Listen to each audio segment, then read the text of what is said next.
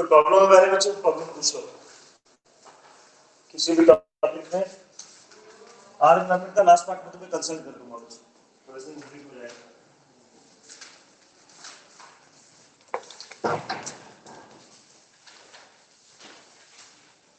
कोई प्रॉब्लम है reproduction chapter में? Human male female reproductive system, contraception methods, reproductive health, sexually transmitted diseases. तो आप पहले प्रॉब्लम पूछ लीजिए बच्चे, otherwise I will move ahead with heredity and evolution question answers. Yes sir. Implant तो यूट्रस इम्प्लांट जैसे वो तीन लूप हो गया है, कॉपर लूप या मैं समझा नहीं आपकी बात सर। जो कॉन्ट्रासेप्शन मेथड होता है लूप वाला और प्रॉपर्टी वाला, तो वो कैसे करता है सर? वो वर्क कैसे करता है, मतलब वो कैसे होता है सर? वो एक बैरियर है sir.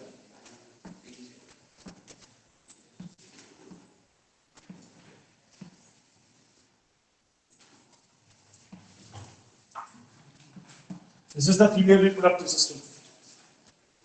Copper T is to be implanted here. Copper T यहाँ implant करते हैं। T shape है, copper का बना हुआ device है, that is implanted in the uterus by a skilled doctor. It does not allow the sperm to go inside. As well as if somehow sperm approaches the ovum, the embryo will not get implanted here. दोनों चीजों को रोक देते हैं। उससे बच्चे जो parturition है, चाइल्ड बर्थ हो नहीं होता। This is copper T. एक सर्वाइकल कैप होता है। Cervical cap is to be placed manually here in the cervix region. अगर आप फीमेल रिप्रोडक्टिव सिस्टम का डायग्राम आपने कभी बनाकर देखा है, it has a cervix region, the region which connects the vagina, that is the child birth and uterus. That region, that connection is known as cervix. और barrier method में नाम पढ़ा होगा आपने जरूर, cervical caps. These are the caps which are to be placed by a female manually just before the copulation. These cervical caps are just like the condoms. They do not prevent STD. Cervical caps do not prevent STD. इनसे STD prevent नहीं होता बेटा।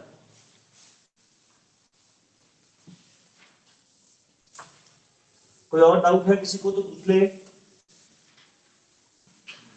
Next week test है।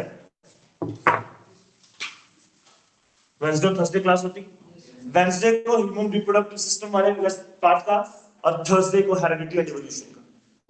उसके बाद time मिलेगा ही, ठीक है। उससे पहले कोई भी प्रॉब्लम आती है तो आप मुझे कॉल कर सकते हैं।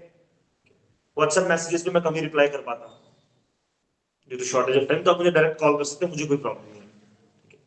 सुबह में 6 बजे करीब उठ जाता हूँ और 10 बजे तक जागता हूँ, बस उसके बाद फोन नहीं उठाता किसी का। तो आप मुझे बेझिझक कॉल कर सकते हैं, अपनी प्रॉब्लम अपनी क्वेरीज पूछ सकते हैं, क्योंकि वही लास्ट क्लास है उसमें वो टेस्ट होगा, ठीक है। तो अपनी क्वेरीज आप पूछ सकते हैं। मित्तपाल जी अच्छे से पढ़े, हेरिडिटी एंड इवोल्यूशन जैसा चैप्टर दोबारा नहीं होगा उत्तर, ठीक है। अच्छे से करें बच्चे, क्योंकि पूरा दिसंबर प्री बोर्ड में जाने वाला है, जनवरी में फिर विंटर वेकेशन और ये सब चीजें आ जाती हैं।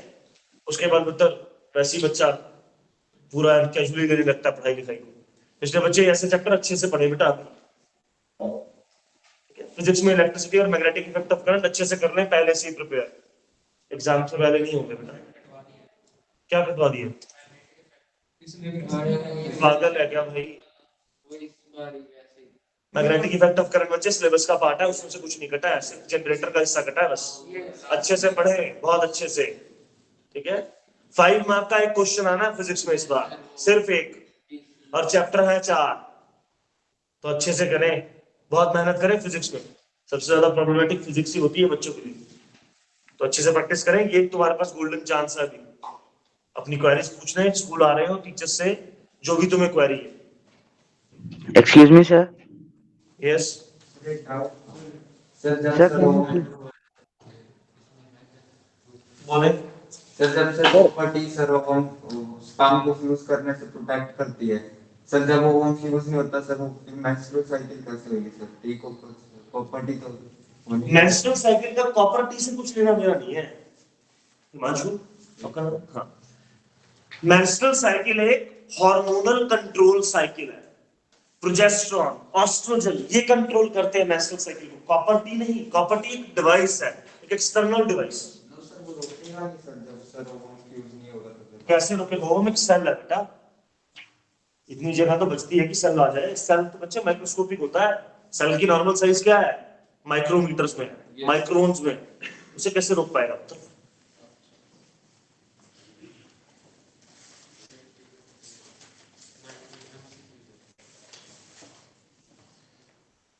the two versions of a trait which are brought in by the male and female gametes are situated. Question है बच्चे, जो दो वर्जन है ट्रेट के, सबसे पहले ये वर्ड समझना जरूरी है। Two version of traits means two alleles.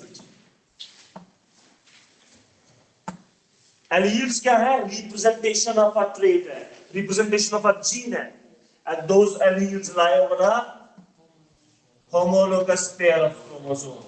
तो इसके ऑप्शन में पेयर ऑफ क्रोमोसोम आंसर आएगा। ये एनसीईआरटी एग्जांपल है। हर लेसन चाहे वो फिजिक्स है, चाहे केमिस्ट्री है, चाहे बायोलॉजी, सबसे पहले एनसीईआरटी क्वेश्चन और एनसीईआरटी एग्जांपल प्रिपेयर करें, जो बच्चे घर जाकर बिल्कुल भी नहीं पढ़ते हैं। सबसे पहले एनसीईआरटी एग्जांपल प्रिपेयर करें। I can guarantee tell you that you will definitely get good marks in your board exam, क्योंकि जो मल्टीपल चॉइस क्वेश्चन है वो एग्जाम्पलर में सबसे ज्यादा है तुम्हारे सिलेबस के लिए। अच्छे से पढ़े उन्हें, जो सिलेबस का हिस्सा है। Don't lose a single string. हाँ जी, और भी problem?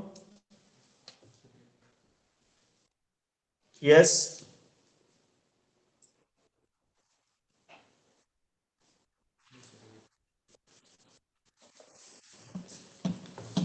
DNA acts as an information source.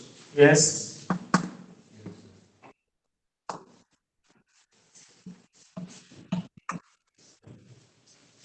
It helps in making different proteins. And बिल्कुल बच्चे ट्रू है। ये भी ऑनलाइन जो स्टूडेंट उन्होंने क्वेश्चन पूछा कि एक असर्शन रीजनिंग क्वेश्चन है बच्चे, ठीक है। असर्शन रीजनिंग क्या है बच्चे? डीएनए असर्शन जो दिया गया, DNA acts as an information source. True. What DNA is?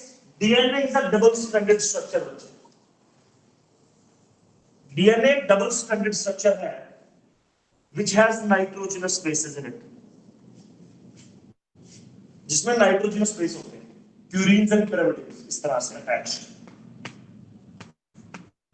और इसके छोटे छोटे पार्ट्स को क्या बोलते हैं? ये है बच्चे डीएनए।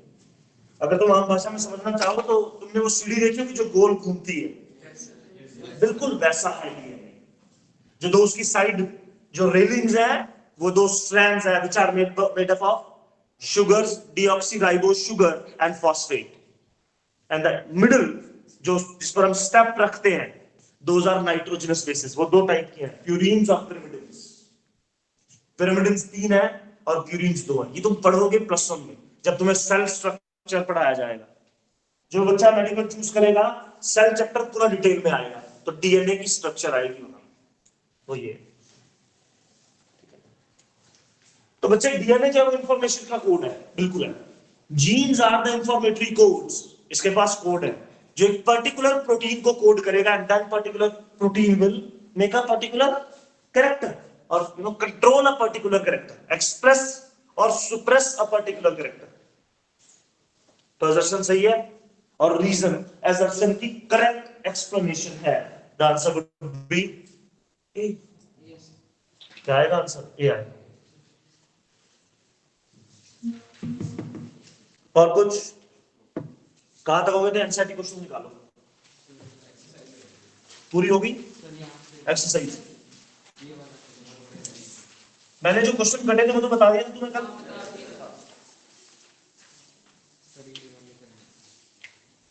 बच्चे नोट्स ऐसे हैं कि मेरे पास है तो सही, पर मेरे पास पीडीएफ नहीं है उनकी, ठीक है। मैं आपको प्रोवाइड करवा सकता हूँ, एक मेरे पास कॉपी, आप ले जाए, उसे फोटोकॉपी करवा लें। एक्चुअली वीडियो बनाने में बहुत टाइम जा रहा है, ठीक है, इतना टाइम अपने पास है नहीं।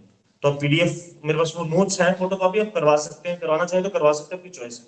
पर वो सारे चैप्टर के हैं बेटा, वो लास्ट टू लास्ट ईयर के बने हुए हैं, उसमें एवोल्यूशन भी है। ठीक है, तो अगर आप चाहते हैं, मुझे कोई प्रॉब्लम नहीं है, प्लस बुक्स है बेटा, बुक से बनाया मैंने, कुछ खुद तो लिखा नहीं उसमें।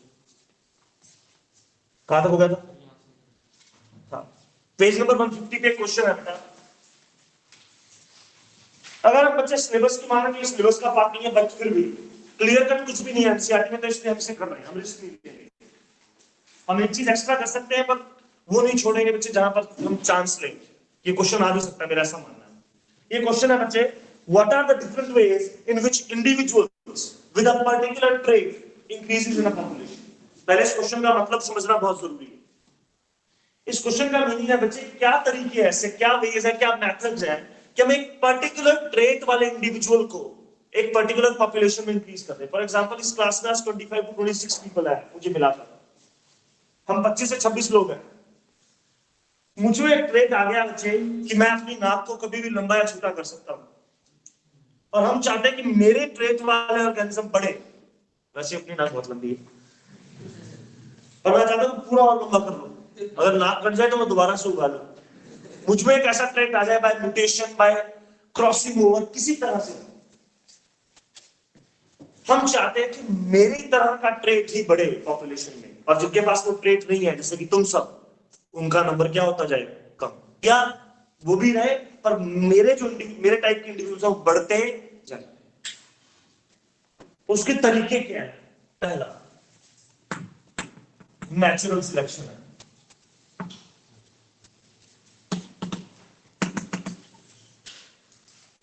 Natural selection means nature will select the fittest and the weaker ones are eliminated out. एक थ्योरी थी बच्चे, तुम्हें पहले सिलेबस में, Darwin's theory of natural selection.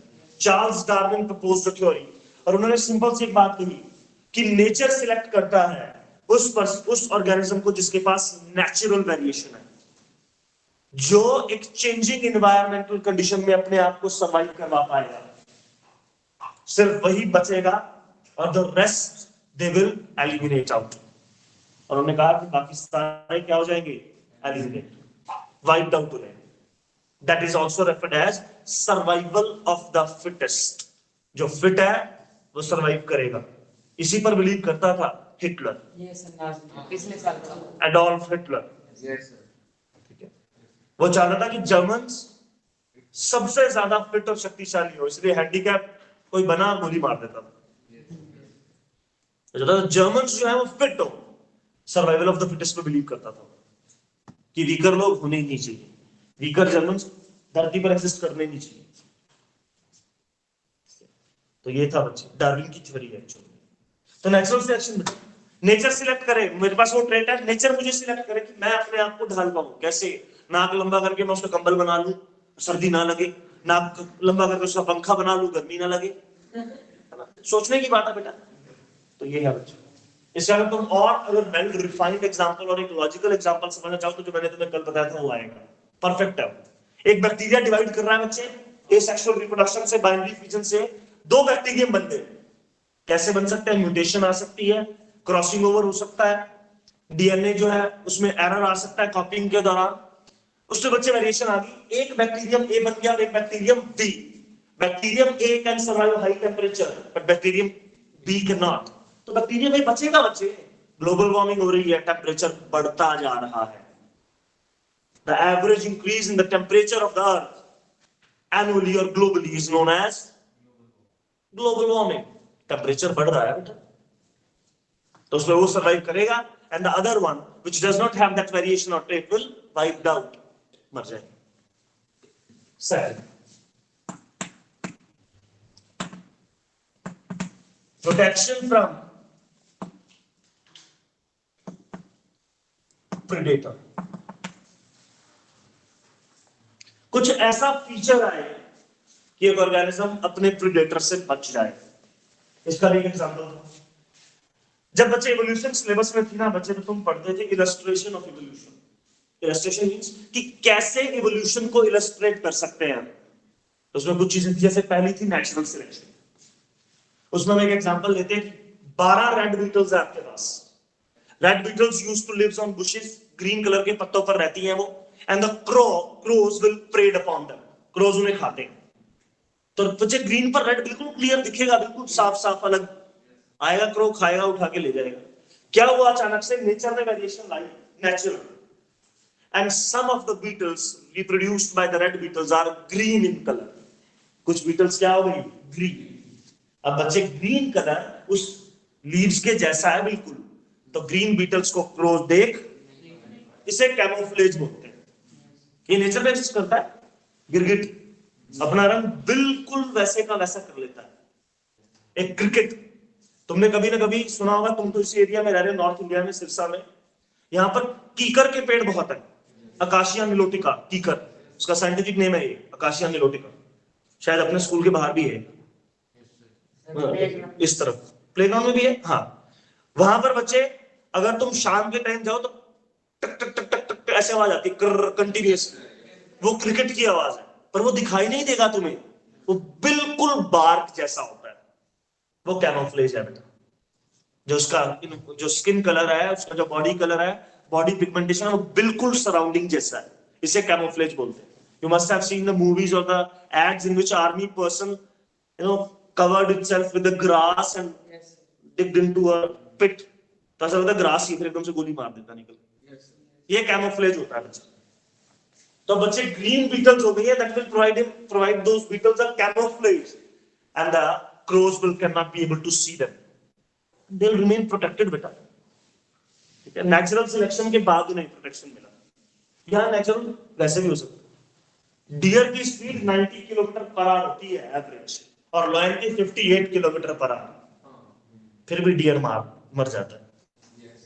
Speed reason नहीं है, रीजन ये है कि डियर पीछे मुड़ के देखता है कि शेर कितना पीछे रह गया।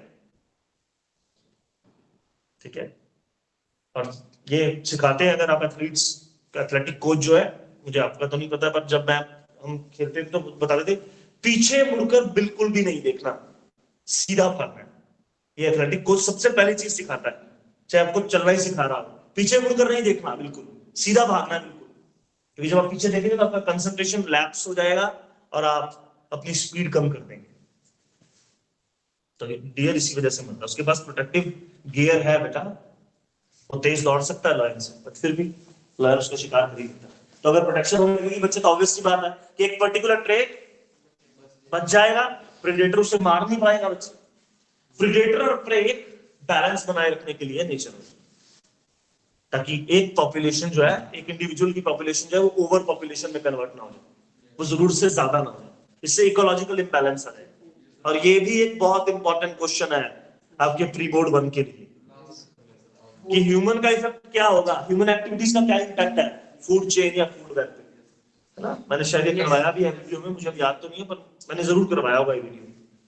ठीक है, तो अच्छे से पढ़े, बहुत इंपॉर्टेंट क्वेश्चन है बोर्ड एग्जाम के लिए, 3 मार्क्स। तो ये है बच्चों, इससे हम एक पर्टिकुलर ट्रेट को इंक्रीज कर सकते हैं। ठीक है, एक गिवन पॉपुलेशन, रिप्रोडक्टिव फ्रीक्वेंसी, एक जेनेटिक ड्रिफ्ट है, वो भी आ जाएगा, फिर वो सिलेबस में नहीं है बेटा, वो ज्यादा मुश्किल होगा। ये 2 लर्न कर ले आप, काफी। Second question, why are traits acquired during the life time of an individual not inherited. Same question एक और है इस पर एनसीईआरटी एग्जाम्पल में। क्या है वो question? Why the acquired traits are not transmittable. बात यही है बच्चे, वो कहता है कि जो एक ट्रेट एक ऑर्गेनिज्म अपनी लाइफ टाइम के दौरान अचीव कर रहा है, एक्वायर कर रहा है, वो आगे पास ऑन क्यों नहीं हो पाता? Because the acquired traits are only the part of somatic cell. These traits are not included in the DNA sequence of an organism. Thus, that will not be the part of gametes or reproductive cells. That's why acquired traits are non-transmittable, not inherited. ये आगे pass on नहीं होते। अब इसका example भी दे सकता हूं, मैंने तुम्हें कल भी समझाया था। तो जब भी तुम्हें कोई ऐसा क्वेश्चन मिलेगा तो ध्यान रखना कि ज्यादा चांसेस यही है कि that question may be related to this topic only. Next, ये आगे कट गया बच्चे।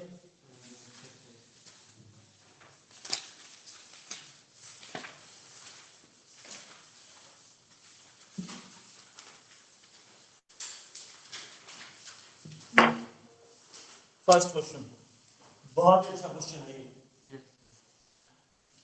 जिस लूप में तुम चले गए हो कि अगर डाई हाइब्रिड इनहेरिटेंस आ गया तो सिर्फ कैपिटल आर कैपिटल वाई से शुरू करना है, उस लूप से बाहर आने के लिए बहुत अच्छा क्वेश्चन है, अच्छे से समझिए इसे।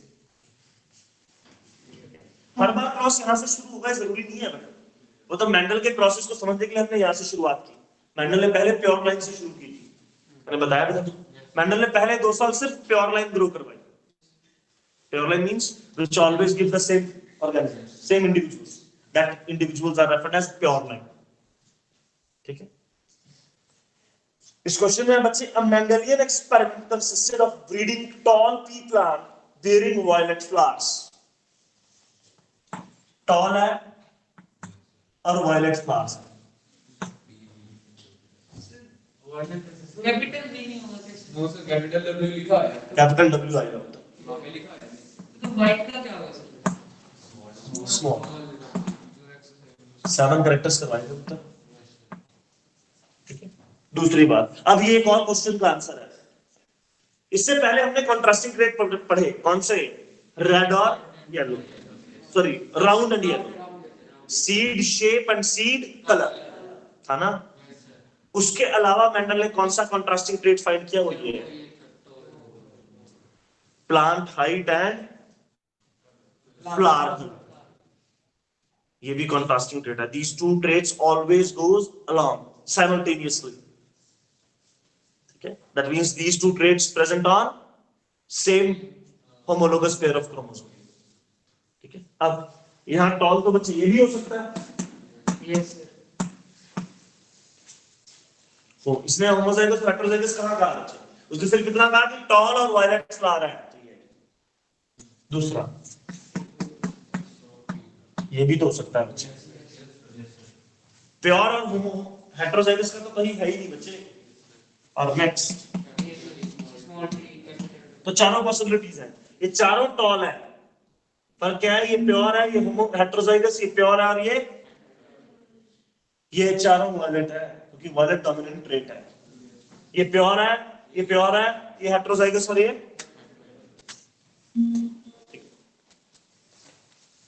With short P plants bearing white flowers. यहां एक ही चांस है बस,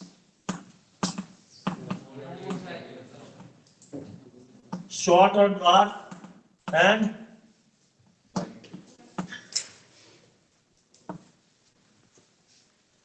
आदित्य। यहां एक पॉसिबिलिटी क्यों है जबकि यहां 4 है? बैठे नहीं बैठे वो, क्योंकि वो एक रिसेसिव ट्रेट है, और recessive traits only represent themselves इन होमोजाइगस।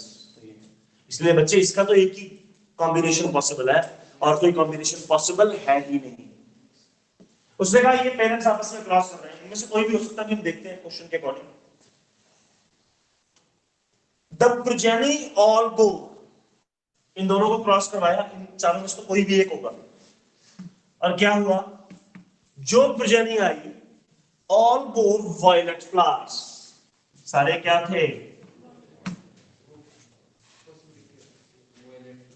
अब ये पक्का है कि ये हेटेरोजाइगस ही होगा, क्योंकि बच्चे यहां पर क्या है? रिसेसिव ट्रेट प्रेजेंट है बच्चे, तो एक बात है, एक एलील यही आना है। ठीक है, दूसरा इसका मतलब ये पॉसिबिलिटी कैंसिल। क्यों हो गई कैंसिल? उसने कहा सारे के सारे वॉयलेट है। सारे के सारे वॉयलेट का मतलब यह है कि प्योर वॉयलेट व्हाइट के साथ क्रॉस कर रहा है। Law of segregation, all the F1 hybrids are dominant. सारे F1 हाइब्रिड्स क्या है थे? डोमिनेंट। फिर भी समझ में आए तो करके देख लेते। मान लो बच्चे हेटेरोजाइगस होता, ये वॉयलेट ही है, हेटेरोजाइगस, क्या एलील बनते हैं? सॉरी क्या एलील्स बनते हैं? कैपिटल W, और इसके पास दोनों ही। जब क्रॉसिंग होती बच्चे, फर्टिलाइजेशन होता, the probability will be that will cross with this one. क्या था?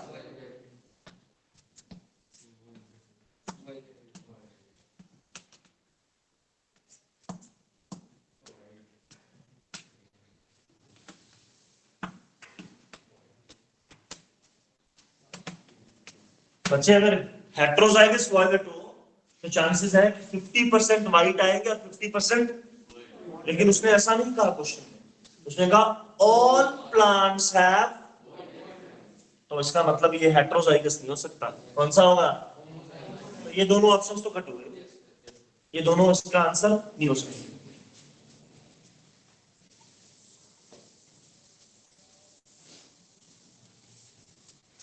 नेक्स्ट, फिर उसने कहा but almost half of them were short, सभी पर जो फ्लावर थे वो वायलेट थे, पर सभी प्लांट्स जो थे उसमें से आधे शॉर्ट थे और आधे टॉल। इसका मतलब ये पेरेंट नहीं हो सकता, क्योंकि अगर होमोजाइगस प्योर टॉल होगा तो सारे के सारे टॉल आने चाहिए थे, लेकिन सारे प्लांट टॉल, तो कौन सा पेरेंट बना? Heterozygous tall and pure. ये देख लो कौन सा ऑप्शन है, और जो भी है वो तुम देख लेना, मैंने आंसर बता दिया तुम।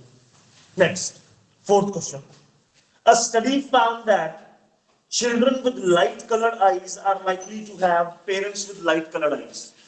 एक स्टडी हुई बच्चे, उसमें फाइंड किया गया कि जो बच्चे जिनकी आंखों का कलर लाइट कलर होता है, लाइट ब्राउन और ये सब, उनके पेरेंट्स का कलर, आई कलर भी लाइट है। Next, on this basis can we say anything about whether the light color eye trait is dominant or recessive? क्या हम इस बात पर कह पाए? नो। अब इससे ये डिफाइन, पुत्र अगर वो डोमिनेंट है तो डोमिनेंट ट्रेट शो करेगी, अगर कोई रिसेसिव है पुत्र वो तो होमोजाइगस में होना है, और होमोजाइगस में तो कोई और एलील बनने के चांसेस है ही नहीं। तो इस डाटा से ये कह, फिर कब क्या पाते, अगर वो स्पेसिफिक करता कि it was observe that a light I coloured lady marriage with a dark I coloured male and all the progeny have light coloured eyes, तो ये पक्का था बच्चे, ये जो लाइट कलर्ड आई है वो डोमिनेंट है। लेकिन यहां ऐसा कुछ भी गिवन नहीं है, तो हम अपना ज्ञान नहीं छांटेंगे, जो क्वेश्चन है उसके अकॉर्डिंग आंसर करना है। क्वेश्चन में उसने कहा बच्चे की चांसेस है कि लाइट कलर आईज जो है, जो बच्चे हैं उनके पेरेंट्स का आई कलर भी लाइट हो, बिल्कुल हो सकता है बच्चे तो वो डोमिनेंट भी हो सकता है, रिसेसिव भी। डोमिनेंट है तो कोई प्रॉब्लम ही नहीं है, उसमें तो शो होना ही होना है, पर अगर रिसेसिव है बच्चे तब भी आंसर यही होगा। क्यों? अगर दोनों ही लाइट कलर आईज पेरेंट है मतलब रिसेसिव ट्रेट्स हैं, और रिसेसिव है तो प्योर है, प्योर है तो बच्चे पास ऑन प्योर ही होगा, और कोई क्रॉस करने के चांसेस है ही नहीं। तो ये next, outline a project which aims to find the dominant coat color in dog, ये आपकी चॉइस है बच्चे, पर ज्यादातर मैंने जितनी भी बुक्स देखी है और रेफरेंस बुक देखी है सब में ब्लैक और ब्राउन दिया गया है, तो मैं सलाह दूंगा उनको ही फॉलो करें आप, क्योंकि एग्जाम तो दिक्कत नहीं चेक करना है मेरे जैसे ने, उसमें भी ज्यादा बुक पड़ी हुई भी नहीं है ना, तो ब्लैक और ब्राउन में ज्यादा फायदा होगा तुम्हें। ब्लैक डोमिनेंट मान लेना है और ब्राउन हिमांशु, गैमीन्स कैसे बनेंगे इसके? Sir, that from black sir, one be sir, there will be two be from black sir. अच्छा, उसमें कुछ और भी? No sir, capital B. यहाँ पर कैपिटल और स्मॉल लेटर की बहुत वैल्यू है बेटा। क्या बन जाएगा बच्चे? कैपिटल बी, दोनों गैमीन्स में चला जाएगा। एंड है Small b. स्मॉल बी है। इसके बाद कंबाइन करना है बच्चे, तुम चाहो तो टेबल भी बना सकते हो, 2 into 2 का टेबल बनेगा यार, एक पेरेंट के गैमीट एक तरफ और एक के एक तरफ, कैपिटल बी, ये मैंने F2 कर दिया बच्चे, तो सारे के सारे पेरेंट्स क्या बनेंगे, सॉरी प्रोजेनी क्या बनेगी, ठीक है। तो फिनोटाइपिक रेशियो और जीनोटाइपिक रेशियो सेम आएगा, 4:9, सारे ही ब्लैक है बच्चे, ब्राउन तो कोई आया ही नहीं, डोमिनेंट है। ये लॉ ऑफ डोमिनेंस का सिग्निफिकेंस है, ठीक है, यहां प्रूव करा मेंडल कि डोमिनेंट और रिसेसिव वैल्यूज क्या होते हैं। उसके बाद F2 के लिए क्रॉस करेंगे बच्चे, the F1 organisms are self means similar individual के साथ क्रॉस करवा दिया जाएगा, सिमिलर जीनोटाइप के साथ क्रॉस करवा दिया जाएगा।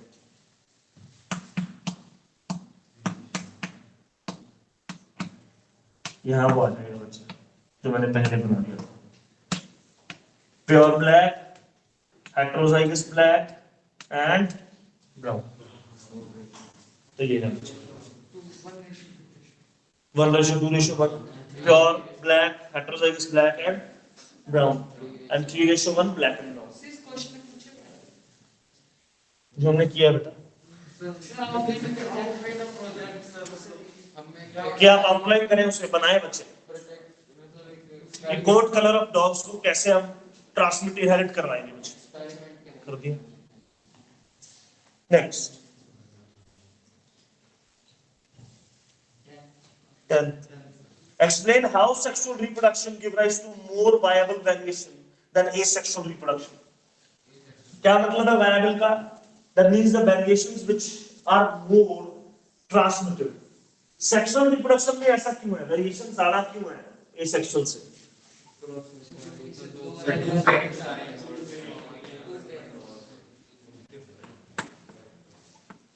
Chance separation of chromosomes during gamete formation। Sexual reproduction involve two gametes, one is from male and another one is from female। तो जब बच्चे gametes बनते हैं, there are chances of separation of chromosomes, और chromosome का separation एक दूसरे पर डिपेंड नहीं करता। मैंने जब बच्चे तुम्हें समझाया था, हमने लॉ ऑफ इंडिपेंडेंट स्टेटमेंट किया था, तो हमने ये थी डिस्कस, पहला पेयर है फर्स्ट और सेकंड क्रोमोसोम। जरूरी नहीं है कि एक गैमीट में पहला और उधर से तीसरा ही जाए, ओड ओड नंबर जाए, जरूरी नहीं है बच्चे। पहला और दूसरा क्रोमोसोम है तो पहला एक में चला जाएगा, दूसरा एक में, ये पक्का है। पर बच्चे थर्ड और फोर्थ वो उस पर डिपेंड नहीं कर रहा, थर्ड वाला फर्स्ट वाले के साथ भी जा सकता है और सेकंड के साथ भी, और फोर्थ वाला भी फर्स्ट के साथ भी जा सकता है, और वो एक दूसरे पर डिपेंड नहीं करते। तो चांस सेपरेशन है बच्चे। नेक्स्ट चांस कॉम्बिनेशन भी तो है फिर।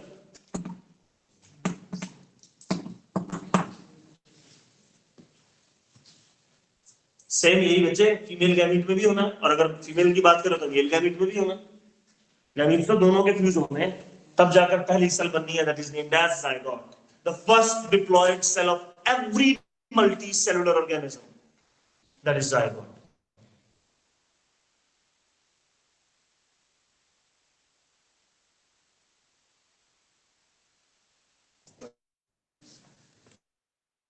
जबकि सेक्शन में सिर्फ, ठीक है, तो ये आप इसमें बात किया, ऑटोमेटिकली बाय पेरेंटल को एक्सप्लेन करो। एक पेरेंट होता है सिंपल,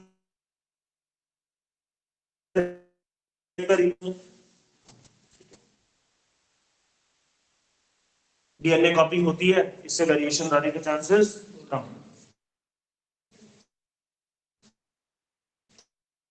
प्रोड्यूस होता है। दूसरा पार्ट इस क्वेश्चन का कट गया है, evolution contribution of male and female parents ensure in the progeny। Diploid सीधा ही अपलोड भाई, कैसे? पहले गैमेटोजेनेसिस करेंगे बच्चे, गैमीट्स बनेंगे और गैमीट्स हैप्लॉइड होंगे। मियोसिस डिवीजन भी लिख सकते हैं आप लिखना चाहे तो, गैमीट्स यहां नाम लिखें, मियोसिस लिखेंगे, गैमीट्स यहां लिखें। आप चाहे तो शेप भी बना सकते हैं बच्चे, स्पर्म और ovum, that's completely your choice.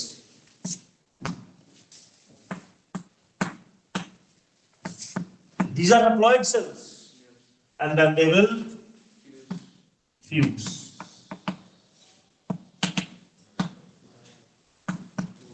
Fusion of male and female gamete is known as fertilization, and again the diploid cell is formed, that is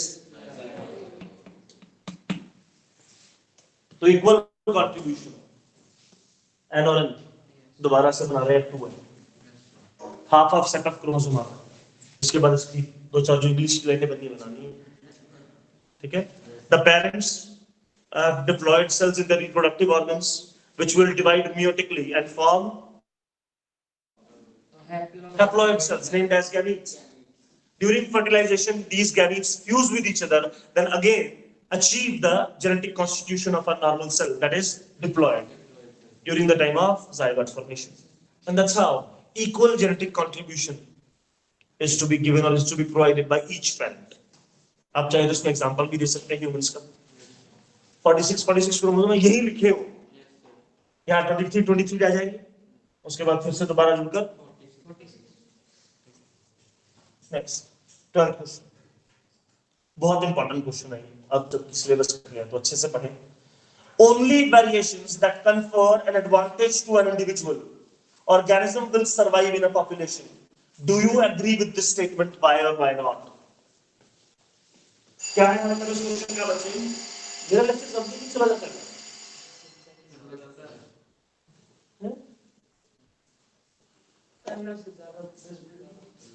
इस क्वेश्चन का मीनिंग क्या है बच्चे? कि जो वेरिएशंस एक एडवांटेज प्रोवाइड करेंगी, सिर्फ वही वेरिएशंस एक ऑर्गेनिज्म को सरवाइव करवा पाएंगी, बाकी नहीं। बिल्कुल सही है। Variations are meant to provide survival advantage. अगर उनसे सर्वाइवल एडवांटेज नहीं मिल रहा तो उस वेरिएशन का कोई बेनिफिट नहीं है। यहाँ पर बच्चे तुम्हें वही लिखना है जो मैंने तुम्हें कल एक्सप्लेन करवाया था। Various organisms lives in various ecological niches. Those ecological niches undergo certain undesirable changes, and in those changes, one organism need to adapt, and that adaptation will only achieve by the help of variations. If those variations gets accumulated and can be able to transmit, then that organism will survive. Otherwise, eliminate out. Example problem कर लीजिएगा। Wednesday को test है reproduction वाले part का, और Thursday को ज्यादा से ज्यादा बच्चे स्कूल आए।